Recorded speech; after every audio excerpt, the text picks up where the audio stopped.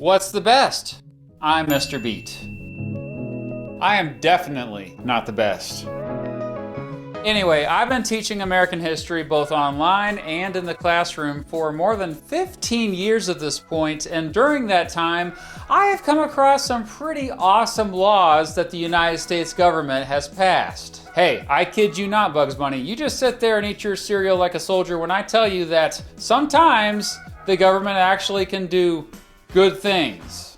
So what makes a law awesome? Well, it's awesome if it has done a lot of good for a lot of people. In some cases, these laws did a lot of good for a fewer number of people, but that impact was so positive that they still made this list. Look, this is not going to be easy.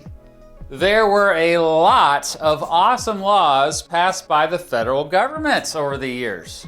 I know! It surprised the heck out of me too. We're not talking about the United States Constitution itself. We're talking about what Congress passed and the president signed, going back to when the founders first ratified the Constitution. And remember, we're talking federal laws here, not state laws. For the record, my favorite state law is the Texas law that says you have to give notice to the victim of any crime you may commit at least 24 hours prior to doing so. Hello? Hey man, I just wanted to let you know that I'm going to murder you tomorrow. Now wait just a second. What time tomorrow? 7 p.m. Okay, alright, that's fine. Looks like you just barely made it in time. It's 6:50. If it was after 7, I would have had to report you to the authorities. Well, thank goodness I remembered to call you then. Thank goodness indeed. See you tomorrow? Not if I see you first.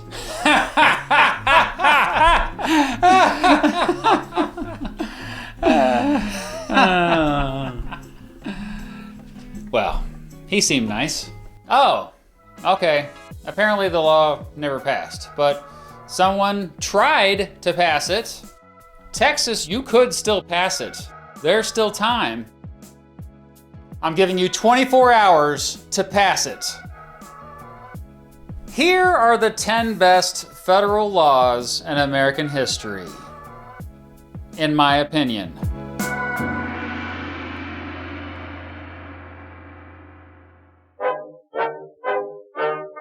And now we go to the streets of Middle America, where Mr. Beat confidently strides as a pedestrian in his stylish new shoes. Waterproof shoes, durable shoes, comfortable shoes. Shoes by Vessi. Not only do they handle the snow and ice, they look oh so snazzy. Yes, I'm excited to have Vessi as the sponsor for this video.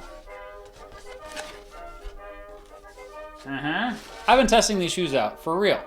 And I just love how comfortable they are all day long. As the newsreel pointed out, I do a lot of jaywalking out on those streets. I'm such a rebel. And my Vessi shoes keep my feet dry while staying durable in wintry conditions. Most importantly to me, the shoes look amazing. Vessi stands out from other brands with their unique blend of style, functionality, and sustainability. Take the first step in 2025 with confidence. Get it? First step. Anyway, explore Vessi.com/MrBeat for waterproof shoes that go with all of your outfits and get an automatic 15% off your first order at checkout. There's also a QR code. Yeah, hi. Hey, good QR code. You're such a good QR code. Thanks to Vessi for sponsoring this video. Oh my stars, is this really happening? Are we really existing right now? Well, that's debatable. Anyway, here are the 10 best federal laws in American history. Like, ever. Number 10, the Pure Food and Drug Act. Passed on June 30th, 1906, it was the first major federal consumer protection law in American history. It banned foreign and interstate traffic of tampered with or mislabeled food and drug products and allowed the federal government to regulate and inspect certain food and drug products. More importantly, it directly led to the creation of the Food and Drug Administration. I know it gets really annoying when I say this, but yeah, I have a video about that.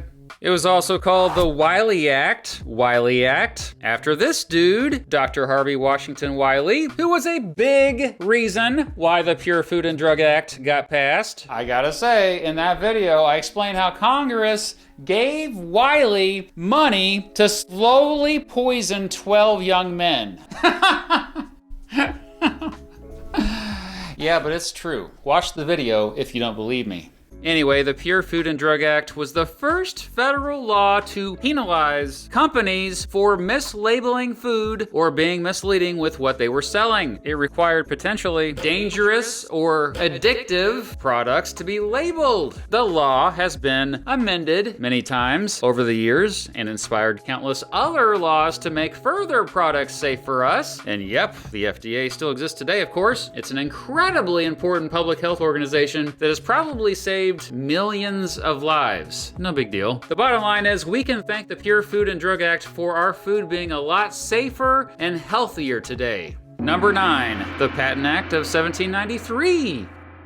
Yeah, this one might be a surprise to you, but based on all the evidence that I've seen, I think American patent laws are a big reason why the United States became the richest country in the world. First of all, a patent is just a protection from the government that says someone owns exclusive rights for making, using, or selling an invention, usually for a set period of time. In other words, the government recognizes the patent holder as the one who gets credit for inventing something and therefore should get special privileges for that. Passed on February 21st, 1793, the Patent Act of 1793 said a person applying to get a patent has to adequately describe the invention so that others could actually make that invention a reality. Yeah, this is a big freaking deal because it not only protects the person who invents something, but it makes the invention for everyone. But honestly, all of the patent laws really, I think, are important.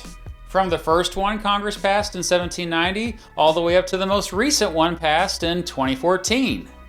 And this all goes back to the Constitution itself, baby. Article 1, Section 8, Clause 8 of it says, quote, Congress shall have the power to promote the progress of science and useful arts by securing for limited times to authors and inventors the exclusive right to their respective writings and discoveries. So why are not just American patent laws, but all patent laws so important? For starters, there are no wealthy countries in which patent rights are not protected. So many hugely successful companies around the world would not exist if not for them successfully getting patent protections early on. When governments have our backs after we invent something new, we are able to make more money. This further motivates more people to invent more, leading to competition in different industries and thus more innovation. Ideally. Now, sometimes companies use the government too much to protect themselves, and they end up creating a monopoly, and they shut down competition, and this hurts innovation. By the way, that's been happening a lot in the United States lately. And this is why the Sherman Antitrust Act is also one of my favorite federal laws in American history.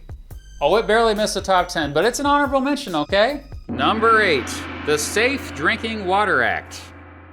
Water. Everybody loves water, just like everybody loves Raymond. Heck, everybody's made up of mostly water. But water with bad stuff in it could kill us. That's why this law exists, man. So that the bad stuff stays out of our water. Passed on December 16th, 1974, the Safe Drinking Water Act spelled out a list of harmful contaminants that had to get filtered out of all public water systems across the country. Further amendments to the law in years since have expanded that list of harmful contaminants and issued strict standards for keeping these contaminants out of our water. If you are an American watching this here video right now, 9 out of 10 of you can thank the Safe Drinking Water Act for making sure the water coming out of your tap is currently safe.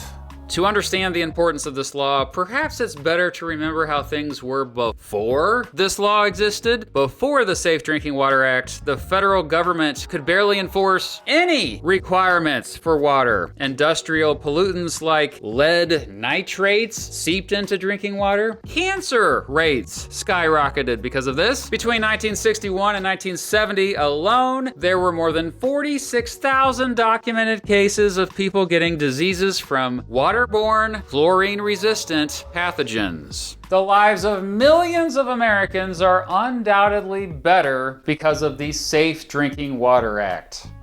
But I should say that the only reason why this law isn't further up my list is because its enforcement at times has been mismanaged. Number 7, the Fair Labor Standards Act.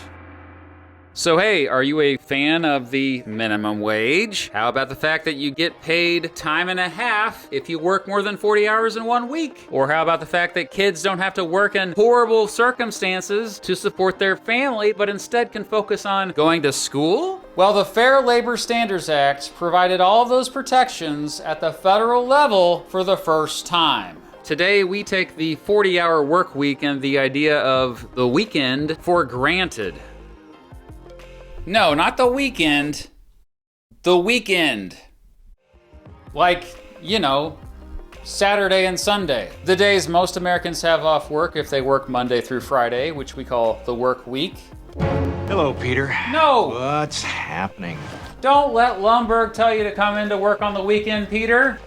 I'm gonna need you to go ahead and come in tomorrow, okay? Go ahead and come in on Sunday, too, okay? But yeah, we take the weekend for granted. But a big reason why the weekend is even a thing to begin with, not only here in the United States, but around the world, is because of the Fair Labor Standards Act. You better recognize it. Passed on June 25th, 1938, it was indeed the first federal law that created a minimum wage and a payment to a worker 1.5 times their usual hourly rate for every hour they worked more than 40 hours in 1 week. It was meant to be a penalty to an employer, by the way, not as a bonus to the employee. The law also said humans under 18 years of age couldn't do certain dangerous jobs, and that humans under 16 couldn't work in manufacturing or mining or during school hours. 700,000 American workers immediately saw raises once the Fair Labor Standards Act went into effect. Over the years, the law has been amended several times, but the heart of it is still there, brother. If you are a worker, which I bet you are, this law still helps you today, whether you realize it or not. Number 6, the Social Security Amendments of 1965.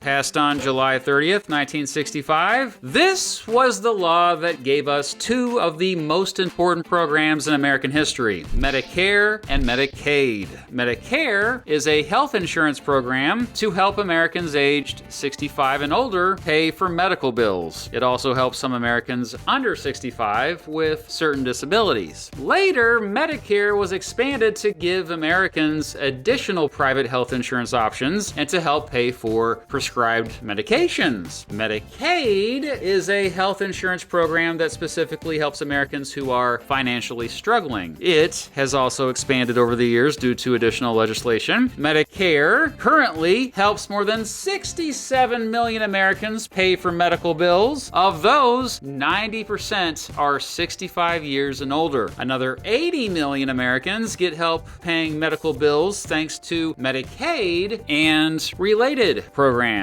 In fact, Medicaid is the biggest single source of funding for health-related stuff for Americans who are financially struggling. Now, the programs aren't perfect. First of all, they are expensive. Last year, they cost an estimated $1.7 trillion. Critics of the programs also say they have led to fraud and waste, as well as leading to the overuse of services, which further increases healthcare costs. Still, While Medicare and Medicaid have undoubtedly helped reduce health disparities and made tens of millions of Americans have more access to health care that they otherwise would not have access to. Both are safety nets we, again, just kind of take for granted today. I have many loved ones who depend on Medicare funding in order to survive. I'm a big fan of it in particular.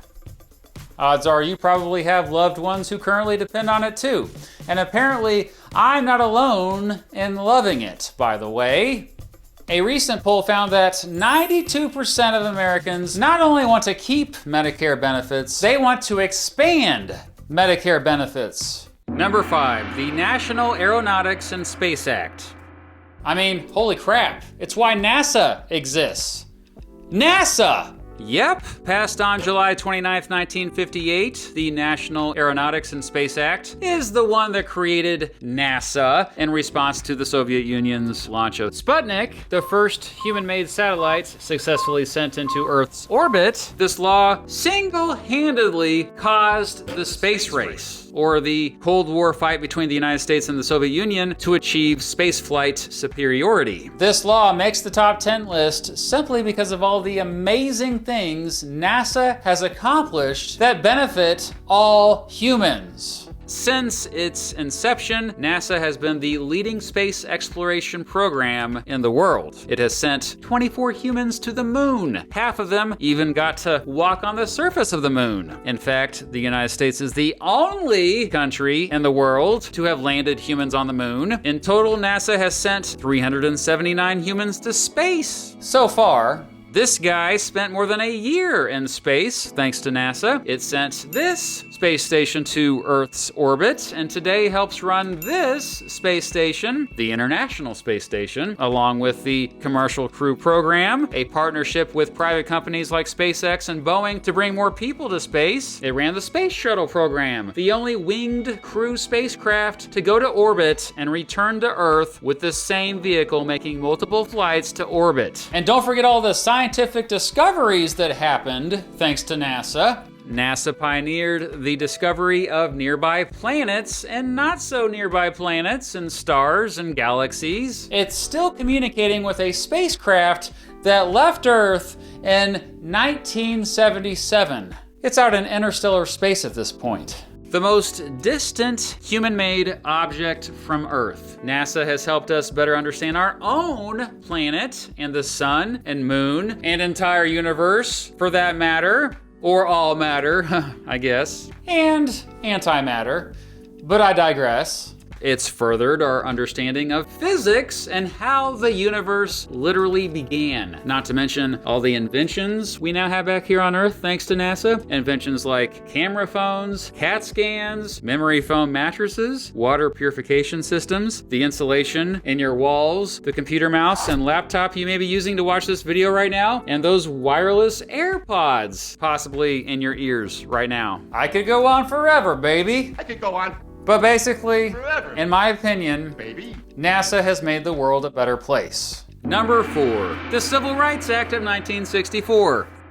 Yeah, that's one you're probably already pretty familiar with already. Passed on July 2nd, 1964, the law outlawed discrimination based on skin color, religion, and national origin. It was a monumental step toward ending the fact that African Americans had, for so freaking long, been treated like second-class citizens. More specifically, it got rid of voter registration discrimination, employment discrimination, and racial segregation in schools and facilities generally used by the public. The Civil Rights Act of 1964 marked the end of Jim Crow laws, or state and local laws, mostly in the southern United States, that enforced racial segregation. But an underrated and lesser-known part of this law banned discrimination based on sex. Indeed, the Civil Rights Act of 1964 helped break down some of the institutional barriers women faced, especially in trying to find a good job. It sparked a bunch of other civil rights laws in the coming years. Later, it was used to protect LGBT+ rights in the workplace. Overall, though, the law marked a turning point in the entire civil rights movement. Speaking of which, there were several other civil rights acts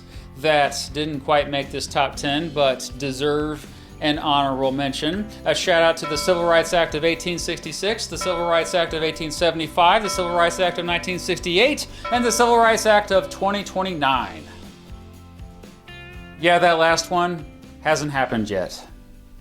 Number 3, the Homestead Acts. This one is also several laws that all gave free government land to ordinary citizens. The first Homestead Act passed by Congress, but was vetoed by James Buchanan, that punk. But Congress revived it after Abraham Lincoln became president, and the Homestead Act of 1862 passed on May 20th of, you guessed it right, you smart genius, you, 1862. It said any adult American representing a family qualified for a grant of 160 acres of public land. Sure, they first had to pay a registration fee and promise to improve the land, and they had to live on the land continuously for at least 5 years to keep it, but what a freaking good deal, eh? And like I said earlier, many don't know that Congress passed many other Homestead Acts later on that further opened up homesteading opportunities. Contrary to public perception, most homesteading took place during the early 1900s, not the 1800s. The last American to get free land in this way got it in 1988, for crying out loud. When they were all said and done, the Homestead Acts opened up more than 160 million acres of public land and gave it directly to citizens. That's around 10% of the total area of the country, by the way. More than 4 million Americans filed for this free land. Since most of the free land was west of the Mississippi River, the Homestead Acts were pivotal getting Americans to settle the West. To me, no other federal laws in American history better represent the American dream than the Homestead Acts. The idea of being a self-sufficient farmer, working hard to build a future for yourself, and most importantly, building wealth through real estate. Now, the laws weren't perfect. Not nearly enough minority groups got this free land. They further led to the displacement of Native Americans off their lands, and speculators often exploited the laws. However, the Homestead Acts still provided a huge opportunity for poor Americans who otherwise wouldn't have such an opportunity to gain wealth. The historian Kenneth Davis once wrote that the Social Security Act was, quote, the most important single piece of social legislation in all American history. Yeah, but I think it was the second most important. Number 2, the Social Security Act. We're talking about the OG Social Security Act here. The Social Security Act of 1935 passed on August 14th of, you guessed it right again, you smart genius, you, 1935 is the one that created the Social Security program. The law provided insurance for older Americans who could no longer work, as well as unemployment insurance and financial aid to those with disabilities. Funded by payroll taxes, the Social Security program created a pension fund, or a pool of money used to pay Americans a monthly income after they retire. Currently, the average monthly Social Security benefits for retired workers is $1,976 a month. The Social Security program has dramatically reduced poverty and increased the quality of life for Americans, especially among older folks. I mean, look at this freaking graph. Look at this freaking graph. Look at this freaking graph. That's incredible stuff. In fact, Social Security lifts more folks out of poverty more than any other single program. Notably, it keeps around 1 million children out of poverty. My understanding is that before Social Security, many Americans simply didn't get to retire. They just worked until they died. I should also mention that the Social Security program is also expensive. Last year, it cost an estimated $1.5 trillion, which is about 5.2% of the country's entire GDP, but dadgummit, more than 68 million Americans depend on it. It truly is the most important and foundational part of our social safety net. Simply put, so many of us would be truly screwed without it. Number 1, the Clean Air Act. Clean air. Everybody loves clean air to breathe, just like everybody loves Raymond. Passed on December 17th, 1963, but amended several times since then. The Clean Air Act defines the federal government's responsibility for improving our air quality and protecting the ozone layer. The law was the first to allow the federal government to regulate air quality by setting standards and penalizing private industry for polluting the air that we all breathe. Since its passage, concentrations of at least 187 air pollutants have dramatically dropped. Take carbon monoxide. It comes out of the exhaust of internal combustion engine cars, and if we breathe it in too much, it kills us. Well, since the passage of the Clean Air Act, the amount of carbon monoxide in the air has decreased by 83%. Despite so many more Americans driving and using energy from fossil fuels today, there is way less lead, sulfur dioxide, and smog in the air than since before the Second Industrial Revolution began. I mean, look at these pictures of Los Angeles before the Clean Air Act passed. Now look at Los Angeles today. The Clean Air Act has arguably saved millions of lives and saved trillions of dollars. According to some estimates, it saves 230,000 lives each year and prevents 2.4 million asthma attacks each year. At the very least, it has improved the lives of tens of millions of Americans, and importantly, I must say, it has not hurt our economic growth and prosperity one bit. How do I know the Clean Air Act is important for us? Well, look at all the times giant corporations who regularly pollute our air fought it in court. Yes, those are just Supreme Court cases in which energy companies sued the EPA when it tried to enforce the Clean Air Act. The Clean Air Act is the most important piece of legislation Congress has ever passed because it's helped us all. And if you take it away from us, Congress, I will vote you out of office.